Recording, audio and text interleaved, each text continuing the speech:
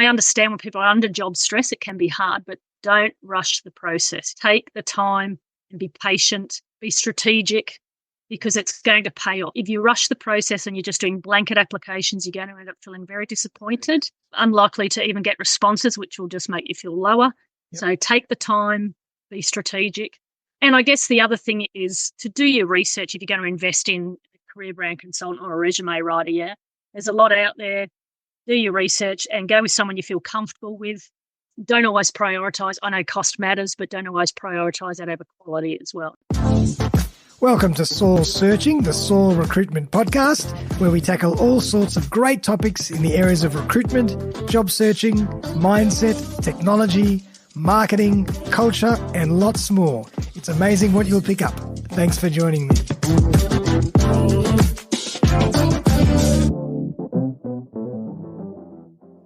Welcome everyone, Darren Saul here, your host of Saul Searching, the Saul Recruitment podcast. It's episode 63, Friday afternoon. I hope everybody's doing really well and looking forward to the weekend. I've got the sensational Jeanette Walton here with me. How are you, Jeanette? I'm very well, thanks, Darren. It's a pleasure to be here. Thank you. Thanks for coming. We're going to hear about some great stuff today. Yeah, absolutely. I'm keen to spread the word about career branding. Absolutely. Career branding. Is your career brand supporting Yes. your professional ambitions? Exactly. This is something and that optimizing your ambitions. Indeed. And this is something that is more and more important every single day, being that we're living and breathing online. For sure. I'll give everybody a little bit of an intro into who Jeanette is. So Jeanette has been consulting to a range of professionals and businesses to help them enhance their career branding for over 10 years now. A qualified writer and editor for over 20 years, Jeanette started focusing on career branding after realizing that she could help others achieve their professional ambitions. She's passionate about career branded content that energizes, attracts, informs, and influences. I love that. Very cool. Well, welcome, Jeanette. Thanks for coming. Thank you for having me. I would love to hear more about your background story. How did you get into this lovely world of career branding? So it has probably been a bit of an evolution for myself. So I first started out in office administration roles. Yep. And then as a mature age student, did some writing and editing, tertiary studies, where there was writing involved, obviously, but I moved into the editing for a while in the market research industry. So I got a bit of exposure to the importance of branding through that work. Right. And then decided to evolve again and move into writing. I was given this opportunity over 12 years ago to start producing career branded collateral, so resumes, LinkedIn profiles, etc. Nice. Seize the opportunity and have realised it's quite the niche for me. I have a real passion for helping others advance themselves professionally. Yeah, and I've been contracting to others and pushing my own business or working through my own business since then. Nice. And what interests you particularly about this whole world? Why do you love it so much?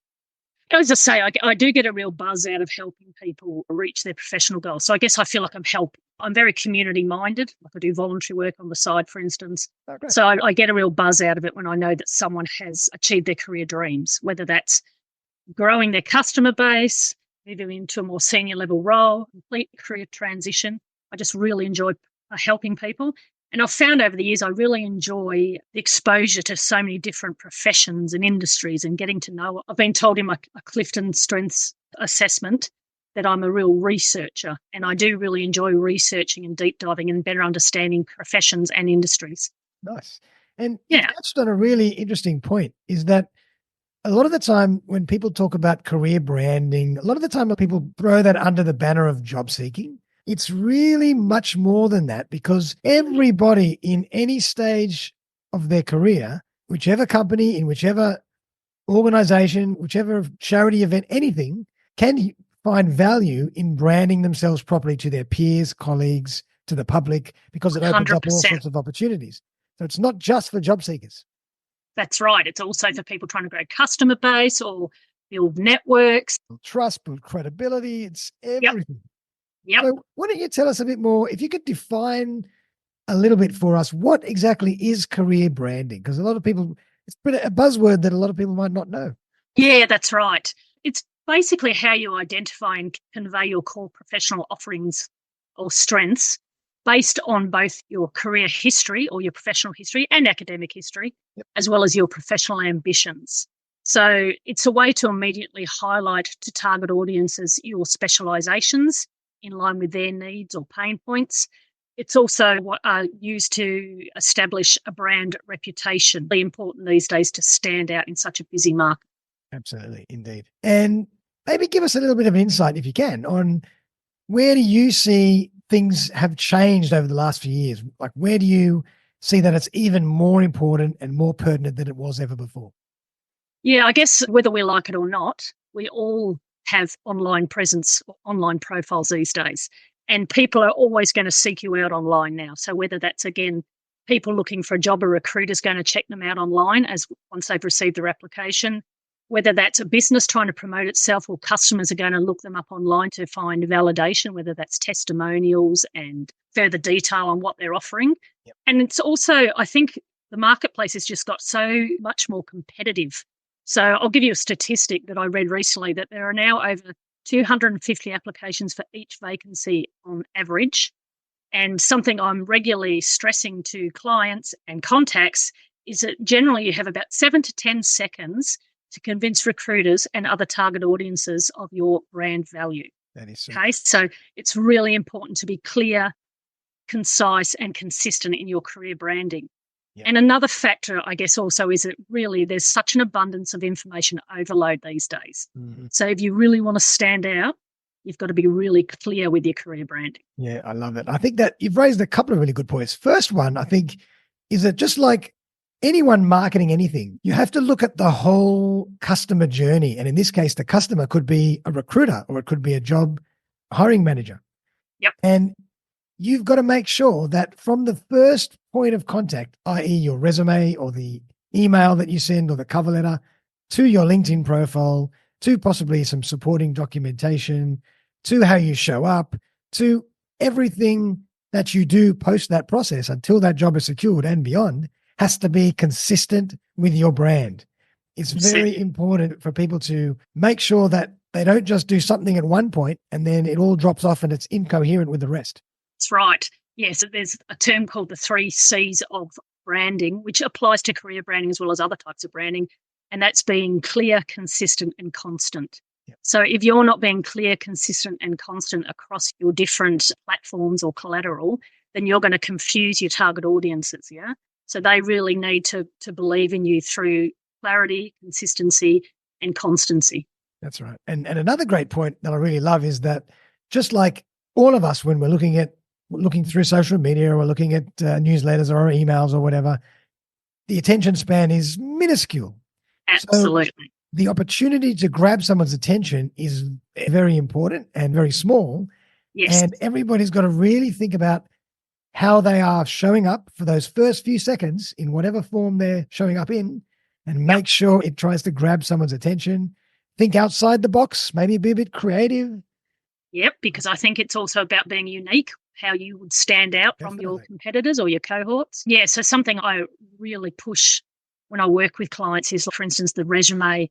We're doing a resume, the first page is just, it needs to be that immediate snapshot of their career history and their career offerings. So make it really quick and immediate to the recruiter. Yep. And it's the same with LinkedIn. You want any reader to immediately know from your headline and perhaps a part of your about summary, your main summary, what your career brand is. Yep, so true. And I was even having a great conversation with a candidate on an interview yesterday, and they said, "Oh, where should I put the fact that I have security clearance?" I said, "Well, that's a real benefit to any employer, particularly if they're working with the government." I said, "Put that right at the top under the rest of your details, so they can see it straight away." Absolutely. That first page or the top part of a LinkedIn profile is really realistically what most people are going to look at. Yep. And they may just move on, but if you've got some clear, engaging career branding, they're more likely to read on you.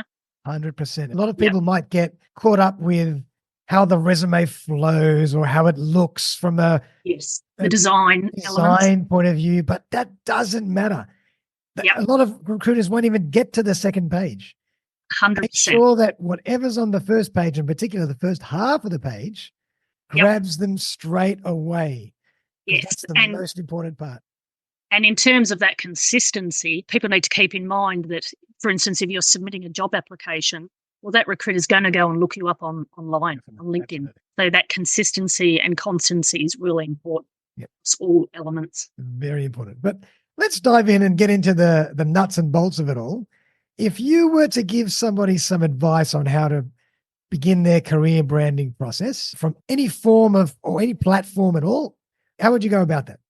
Give us some. So I'd recommend that they first work out their optimal career branding. So in terms of their professional strengths, experiences, as well as ambitions. So for instance, if your primary objective is to grow your customer base based on your unique offering, or to step up to a senior leadership position based on your proven capabilities, it's really important to have clear, engaging career branding in that context. In my own consulting business, I've actually recently developed what I call the 7 core career branding elements. So these are the elements or foundations that help you to identify your core career brand that you can then use across collateral and promotions. So there's like a process you go through before you even start creating that branding collateral. Yes. So some of those elements, for instance, would include your standout skills and knowledge, your primary values and passions, your market understanding, including target audiences and their pain points, as well as your unique offerings. Gotcha. And then in terms of the collateral itself, where do you suggest people go? They've got the resume, you've got your LinkedIn profile, you've got possibly video content if they're doing some kind of video summary of themselves, or even in the video interview possibly. How would you go about all that kind of stuff?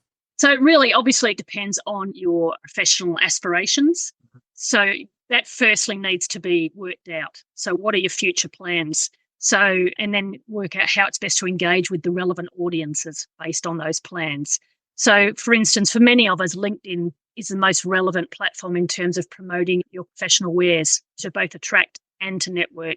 And so a career brand selling LinkedIn profile is going to be of value to you. Like other collateral that I offer, for instance, is a 1-page networking resume that you can use to reach out to agencies, recruiters, contractors, so a real snapshot you can hand over basically to show them immediately what you have on offer in case there's a contract or job opportunity. Other career branded collateral that could be beneficial includes a professional biography. So if you're someone who's regularly attending or presenting at conferences, or you're contributing to tenders, or you're someone who needs to be present on a website, and having that full professional biography that you can then grab bits out of to send through as appropriate is really relevant. And you can use it as press releases and all that kind of stuff. Yes. If you go on a podcast, people will say, send me your bio with a photo. Exactly. And I should highlight, I just actually did a post recently about professional biographies because I think they're often neglected, and it's regularly said that they're an indicator that you take your brand seriously, having a biography. And they're different from a resume in that there's more creativity. So you can really tell that career story from a more creative perspective. And you don't have to have that standard career history, for instance. So it's going to be a more enjoyable read. Absolutely. Well, I want to go and dissect some collateral one by one with you, if that's cool.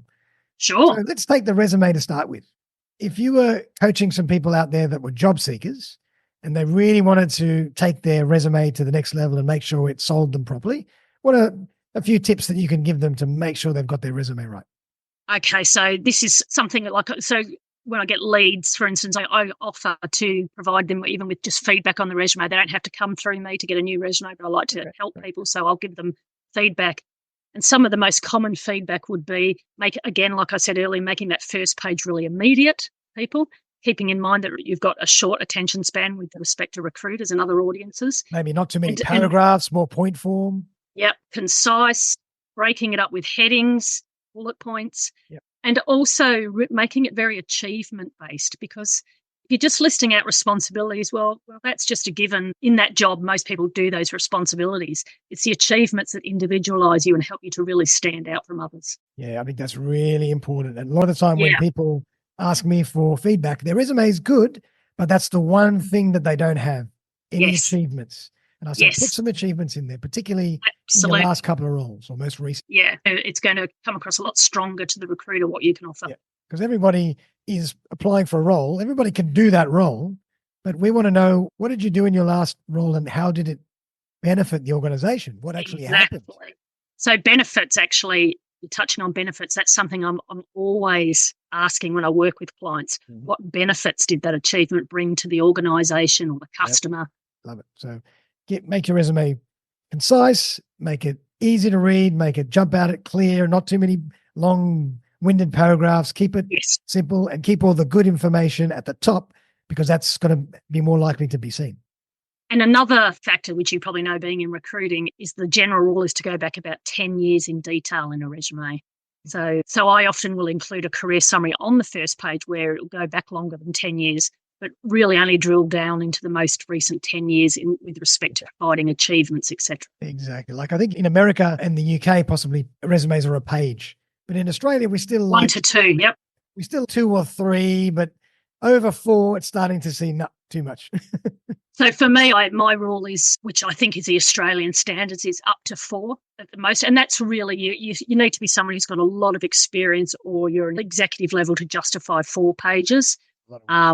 But yeah, if we're looking at producing a resume for the American market or the European market, even the Asian market, I will keep it to 2 pages. Love it. Awesome. And then what about LinkedIn? Let's go to LinkedIn.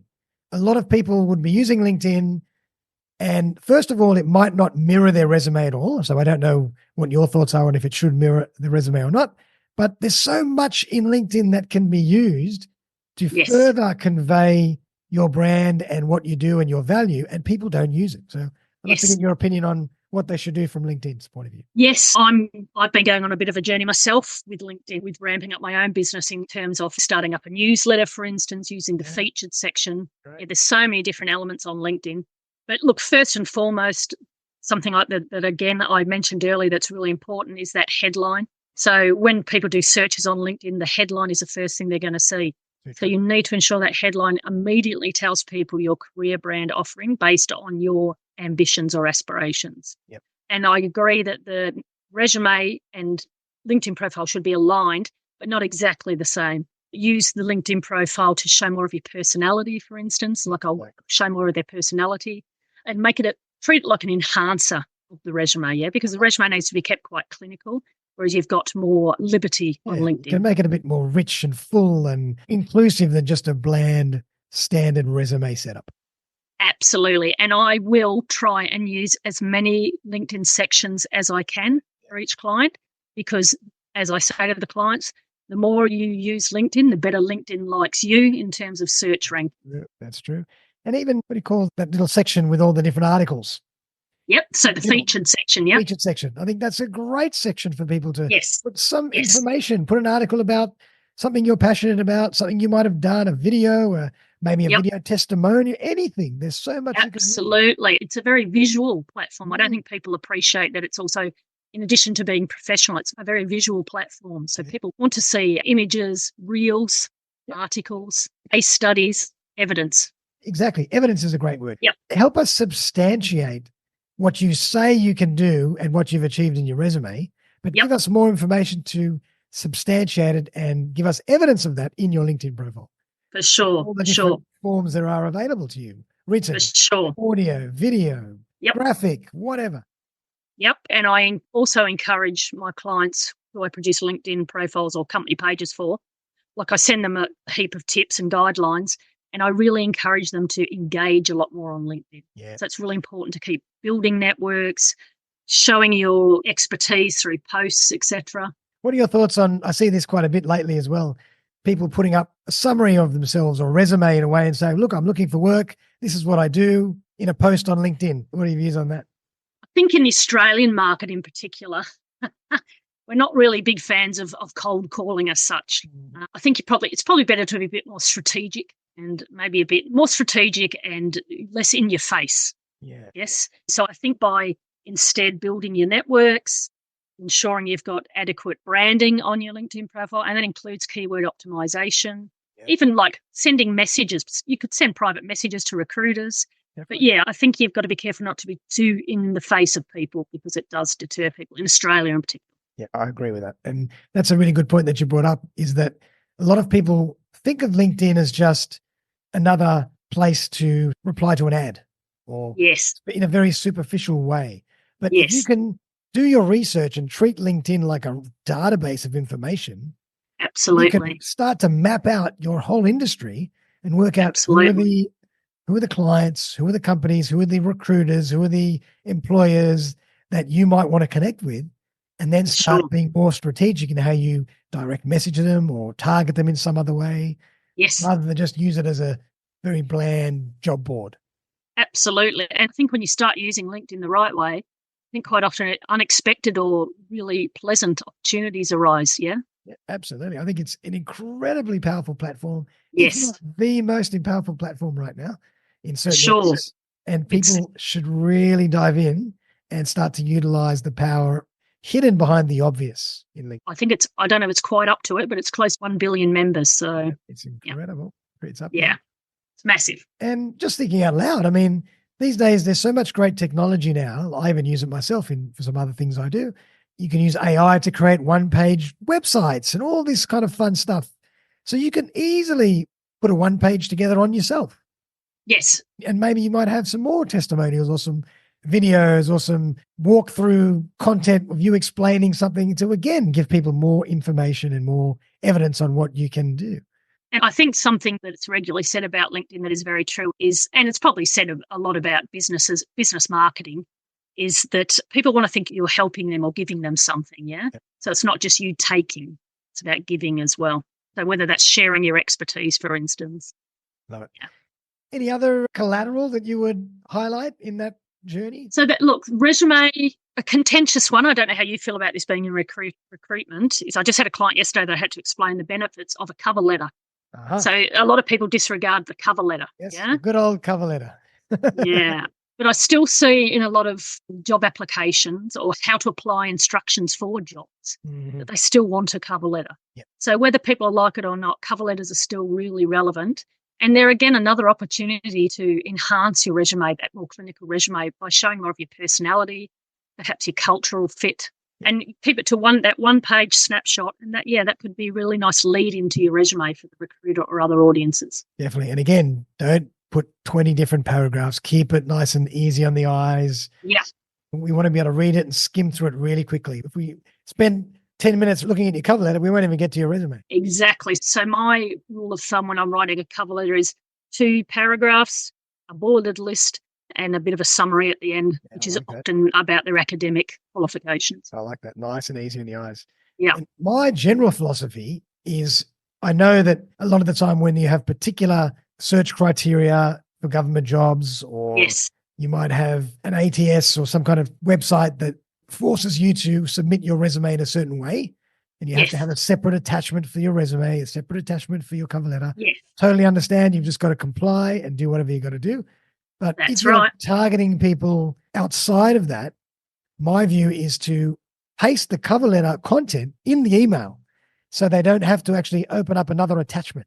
Yep. So I do actually offer an e-note in place of a cover letter for that purpose. Yeah, I love that. So a couple of quick paragraphs, again, with a bullet list, bang, encourage the reader to open up the resume. Yep. So you've got your e-note or your little content in your email, and then one attachment, which is your resume. And that's totally it. Agree. We don't want another like, it's hard enough to open up one attachment. Now you want to make us open up 2. I think people need to always think like a recruiter. I just said that in another post recently. You really need to think like a recruiter, and recruiters are often time poor. They're just inundated with applications. Absolutely. We've got communication coming at us from all angles. Yes. SMS, WhatsApp, Facebook, LinkedIn. Exactly. Email, telephones. It's unbelievable. So make it as easy as possible for the recruiter. Yep. Indeed. Absolutely. All right. Fantastic. Some really good advice there. Can I actually, before we move on, I'll just touch on the selection criteria. I just had a client reach out the other day, and I find this is a regular one too. A bit of advice with respect to addressing key selection criteria for public sector roles. Quite often, not quite often, but sometimes it's not clear how to address that key selection criteria. So I always ask the client or prospective client to reach out to the recruiter to confirm how it's to be addressed, because if you don't address it the way they want you to, they're going to disregard you before even looking at your application. That's right. And you can spend all that energy and time and then it doesn't even conform with the structure or the style that they're looking for. So That's absolutely right. ask first. Yeah. And, it's a great opportunity to reach out to the recruiter, introduce yourself, potentially find out a bit more about the role, to give me some insights, perhaps, if I'm writing the career branded Yep. collateral I for think you. you've just touched Yep. on a golden strategy. Yes. A lot of people are scared, and I can understand why, to go outside that process of, all right, let me submit my resume and then I'll follow up, or they'll follow up with me. But if you can Yes. somehow go around that process and start to build a relationship with the hiring manager or the gatekeeper Yes. and start to build a bit of value, you can start to bypass everybody else in the queue. That's right. Because it also reflects that you're proactive. Yeah. Yep. And people like that. Yeah, absolutely. Yeah. And that's the advice I give to people. When I say, if people come to me and say, what am I going to do? How do I find my first job in the industry? Or I'm transitioning from one function to another. I say, Yep. map out the market, map out the people that can say yes to you, and Yes. approach them first, Yes. either on the phone or if not in an email, before you send in your resume, and then Yes. build a relationship that causes some intrigue and ask them to, and they'll ask you, can you send in your resume? Here's my private email address. And that's where LinkedIn also comes in handy. Definitely. So, it's really pushed that you keep LinkedIn future focused for that reason. There's no point having your LinkedIn profile branded for your past career. If you want to, for instance, change your career, well, brand your LinkedIn profile to exemplify that, because you're wanting to bring in those new relevant connections and networks. Absolutely. I like that word, future focused. That's Yeah. Keep your LinkedIn future focused. It's more about how your brand is showing up for future opportunities, not about what have you Exactly. done in the past. Who cares what you've done in the past? Exactly. What am I going to do with it now?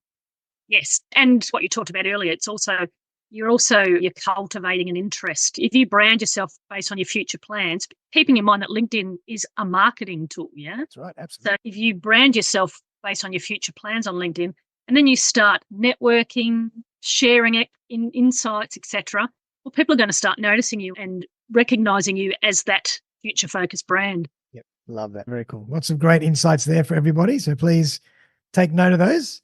Yep. But I'd love you to tell us a little story or give us an example or a couple of examples maybe of how you've helped some people maybe go through the process with us, confidentially, of course, and Sure. let us know a bit about what happened and how they achieved what they wanted to achieve.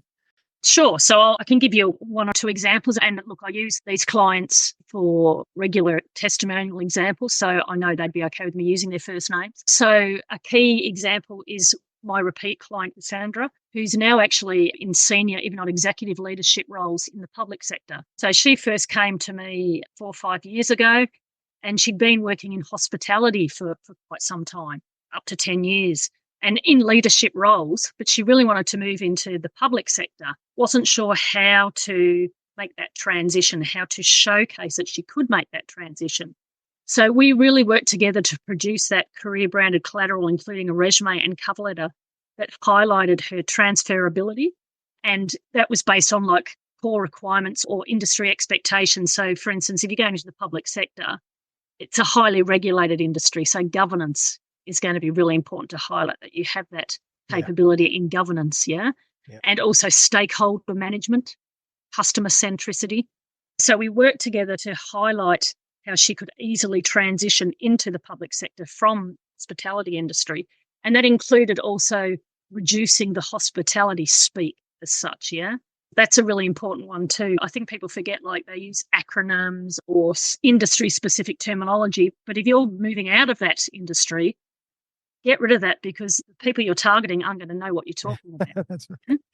Yeah, so you've got to keep it more generic, highlight your transferability. So as a result of us working together on that career documentation, she obtained the first job she went for in the public sector. Oh. Yeah, and we've since worked together a couple of times. She just keeps advancing her career in the same government agency. So she's a very happy client. And how long did that process take?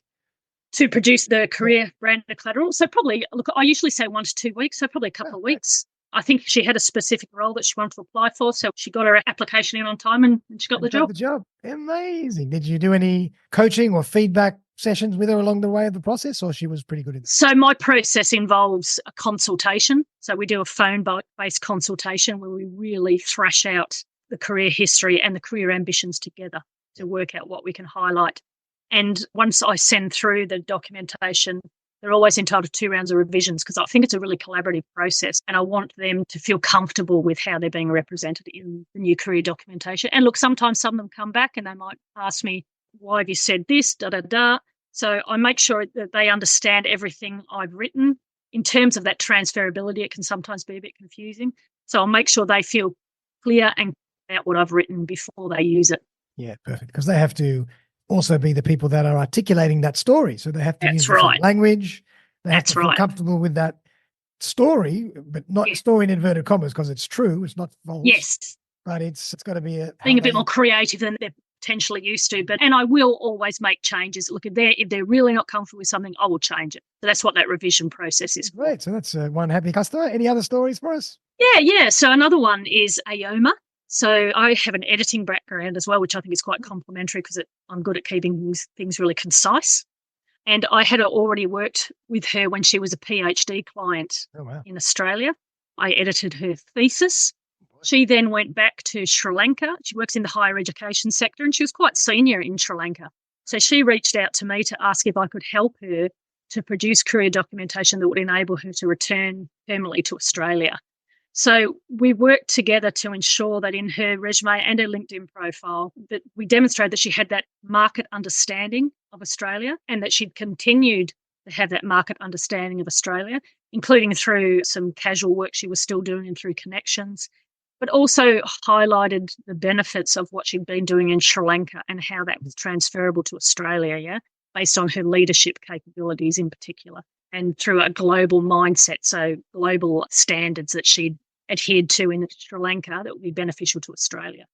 So based on what we did, she started applying for roles before she got here and she ended up getting at least 3 or 4 offers for casual senior lecturing work as soon as she got here through different universities. Wow, that's impressive. And we actually spoke not long ago and she said to me she's actually probably had too many offers. She's actually been a bit overwhelmed. But one of those offers that she's taken up was to join a teaching panel at a university, picked up on the fact that she had these leadership capabilities that she'd shown in Sri Lanka that would be beneficial here. Amazing. So it just goes to show you, even if you're coming to Australia for the first time, if you get this stuff right, it can help your percentages and your probability of securing a role quicker than if you didn't. Absolutely. So it's about highlighting your relevance and your transferability. Yeah, transferability, big one. Love it. Well, Jeanette, that's been amazing. You've given us some great insights and great tips here. I'd love to give you the opportunity to let us know a bit more about how you work and your process so people might want to reach out to you. Yeah, sure. So I'll just start by saying I'm well regarded for being very thorough and very probing. Like I'll often have clients, and this is clients through businesses I subcontract to as well as through my own business. I'll often have clients say that they feel like this is preparing them for an interview because I'll really dissect what they've got in their existing resume. And to the point where sometimes they're like, oh, I'm not actually quite sure what that meant. And so we'll change things. But so they really appreciate that when they're open to it, and most are, that it prepares them for that job, the next stage of the job interview stage.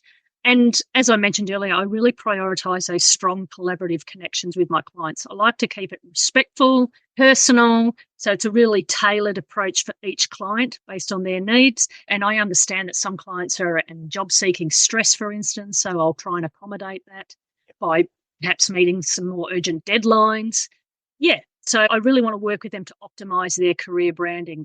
So my process involves, firstly, sometimes I'll have what I call a discovery call. So through my LinkedIn profile, they can book an appointment and we'll have a chat. I just had a potential client yesterday where I did this, and we'll have a chat about their situation, whether that's they've been applying for jobs with no success or future career plans that are different from what they've been doing. So we'll sit and talk about how we could potentially work together, come up with a strategy. If they say yes to what I'm offering, we then have a longer phone consultation, which can go up to an hour, where we really drill down, as I say, into their career history. So I really want to understand it because the better I understand them and their career history, the better I can write about it. And I really focus on trying to bring out achievements. And in those achievements, the how and the why and the benefits. So to make them really stand out. I then produce the career documentation for them, and I usually say within 3 to 5 days of us having the consultation. Once I send that through to them, I'll send some tips along the way about my business and about job searching, job interviews, LinkedIn profile optimization. And then, as I've mentioned earlier, they're entitled to those 2 rounds of revisions. So we then work together to make sure they're really comfortable with what we've produced before they start using it. Wow. Okay. So it's basically an initial quick consultation, then a longer telephone-based consultation, then you produce the documents, and then you have regular follow-ups and revisions. Yes. And as I mentioned earlier, I'm just in the process of finalising this business model I've created, so the 7 core career branding elements. So I am looking at in the future of having like potentially a consulting session where we really drill down into understanding their core career brand elements before we work together on their collateral. Yeah, that'd be great. And do you do any of this on Zoom if they want to, or either way? So I usually do the first consultation on Zoom. Okay. So we can meet each other face to face. I do generally encourage the long consultation to be done via phone, mostly because I'm typing like crazy while we talk. Look, if someone really wanted to do it face to face, I could do it, but I always forewarn them that I'll be like, I do make a lot of notes while we're talking. Yeah, that makes sense. Yeah. Interesting. Okay, cool. Very good. I should highlight this. I do then encourage like the revision stage and that to be done via email, just because I find it more productive. I have time to go away and think about necessary changes or feedback, etc. Perfect. And then you do the same with a LinkedIn profile if they need to? Yes, same process for all the different career branded collateral. Right. Okay. Awesome. And do you do any other work when it comes to interview preparation or anything of that nature? No, I am thinking about delving into those areas. Yes. As I say, I'm thinking about this, doing the career brand deep dive consultation, which watch this space. But yes, I have thought about doing some interview training. But I guess some of them are telling me I'm preparing them anyway. But yes, maybe in the future. Do you generally find yourself working with a certain type of niche, or is it very broad?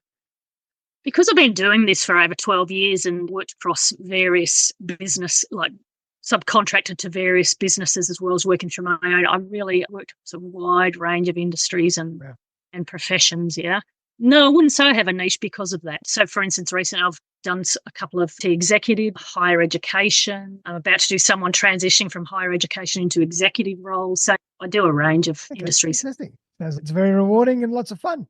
Yes, it is. I do enjoy it. Yeah, it can get busy, I'm sure, as well. Yes. Lots of deadlines. Yes.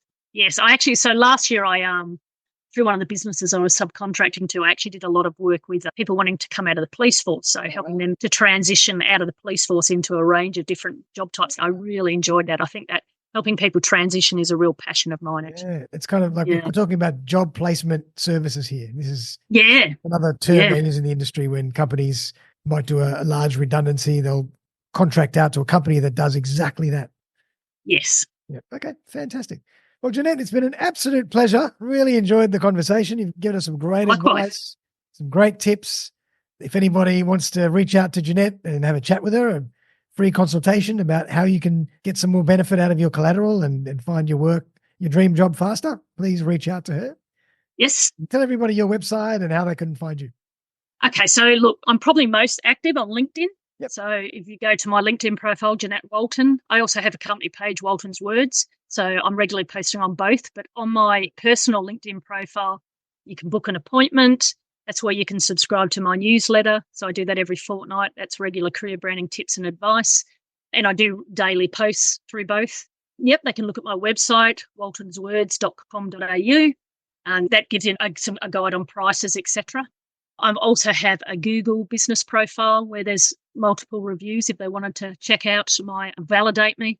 Oh. And I'm loosely using Facebook and Instagram, so getting there with those two. Yeah, I would say LinkedIn would probably be your platform of choice. Yeah, I think so, yes. It's such a powerful platform for absolutely. Industry. Yep. Yes. I find the same. Well, awesome, Jeanette. Really, thank you so much for coming on the show. Thank you for having me. I hope everybody's enjoyed that as much as I have. I always like to give my guests the last word. So what would you like to leave our audience with today? Yeah, maybe just a couple of quick takeaways or tips. So firstly, I just want to stress, and I understand when people are under job stress, it can be hard, but don't rush the process. Take the time and be patient, be strategic, because it's going to pay off. If you rush the process and you're just doing blanket applications, you're going to end up feeling very disappointed. Very nice. Unlikely to even get responses, which will just make you feel lower. Yep. So take the time, be strategic. And I guess the other thing is to do your research if you're going to invest in a career brand consultant or a resume writer. There's a lot out there. Do your research and go with someone you feel comfortable with. Don't always prioritise. I know cost matters, but don't always prioritise that over quality as well.